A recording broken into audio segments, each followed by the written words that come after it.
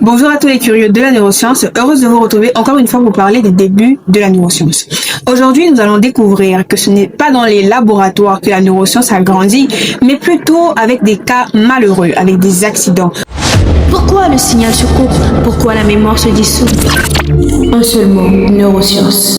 Nous voyons donc le premier cas qui fera le bonheur de la neuroscience. C'est l'accident de monsieur Phineas Gage en 1848. Cet homme va recevoir en pleine tête une barre de fer. Cette barre de fer va changer son caractère. Pourquoi? Cet homme qu'on connaissait doux, responsable, deviendra après cet accident irresponsable, impulsif, agressif. Le docteur John Allo va se tourner vers son cas et en déduire que la lobe frontale est celle qui gouverne notre personnalité, notre réflexion, notre capacité à nous contrôler. Parce que la barre avait traversé la lobe frontale de monsieur Gage.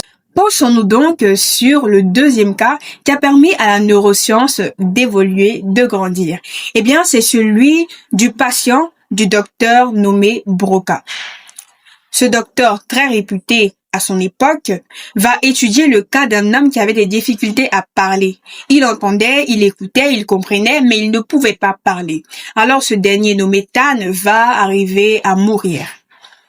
Eh bien là, nous allons ouvrir le cerveau de ce dernier et découvrir qu'une lésion était à son lobe frontal gauche.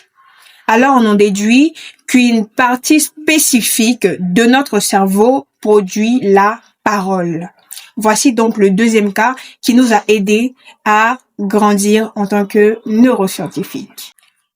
Ce troisième cas est celui de Henri Malaison, un patient souffrant d'épilepsie en 1953. Alors, je vous le disais auparavant, pour enlever les maladies telles que l'épilepsie, on croyait qu'il fallait enlever certains organes. Vu qu'on ne savait rien, ils ont enlevé l'hippocampe. Et qu'est-ce qu'on remarque? Oui, l'homme se sentait mieux. Il n'avait plus de crise, mais il ne pouvait plus emmagasiner de nouvelles mémoires.